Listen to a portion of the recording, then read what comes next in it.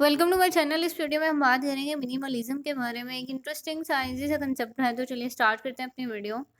Minimalism is actually in a poetic context.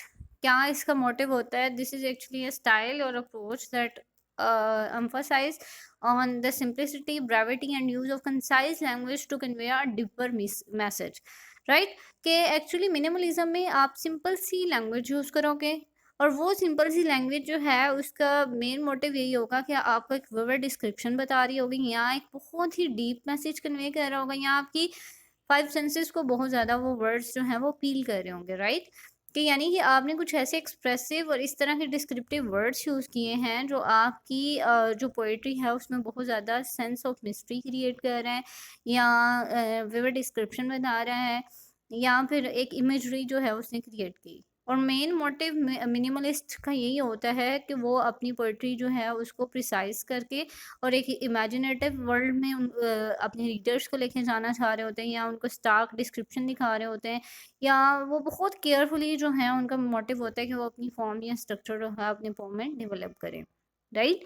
ये minimalist का motive होता है, और यही इनकी जो है पोइट्री में आपको नजर आएगा। अब एग्जाम्पल है हमारे सामने, फॉग बाय कार्ल सैंडबर्ग।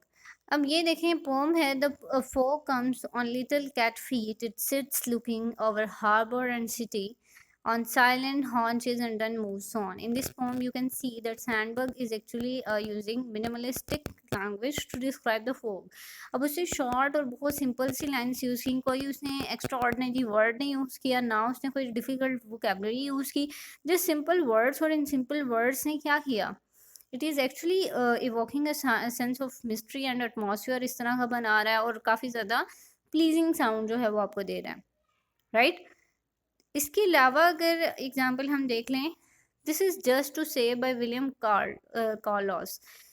और विलियम कार्लोस ने क्या एक पोम में लिखा है, this is just to say में, I have eaten the plums that were in the ice box. You can see that this well-known poem is actually consists of just 4 short lines and describes a very ordinary action. And William is actually using a concise language and straightforward imagery to create a sense of immediacy, sense of intimacy. अब उसने क्या किया, William ने क्या किया कि इन short simple सी लाइंस में, देखें कितनी शॉर्ट सी लाइंस हैं जिसमें उसने एक विवर डिस्क्रिप्शन बता दी, और पर्सन को काफ़ी ज़्यादा वो अपील कर रही है उसके फाइव सेंसेस को, और काफ़ी ज़्यादा यानी टची वर्ड्स हैं ये। तो यही एक मोटिव होता है मिनिमलिस्ट पोएट्स का और मिनिमलिस्ट पोइट्री का, कि सिंप्लिसिटी आपको नज़र आएगी और सिंपल लैंग्वेज में एक बहुत डीपर मैसेज कन्वे किया जा रहा होता है और डिस्क्रिप्टिव वर्ड्स यूज़ किए जाते हैं। इससे रिगार्डिंग अब आपका कोई क्वेश्चन है, कुछ भी शेयर करना चाहते हैं, हमारे कमेंट सेक्शन में बताएं। अपना और अपने प्यारों का बहुत सा ख्याल रखें। मिलते हैं नेक्स्ट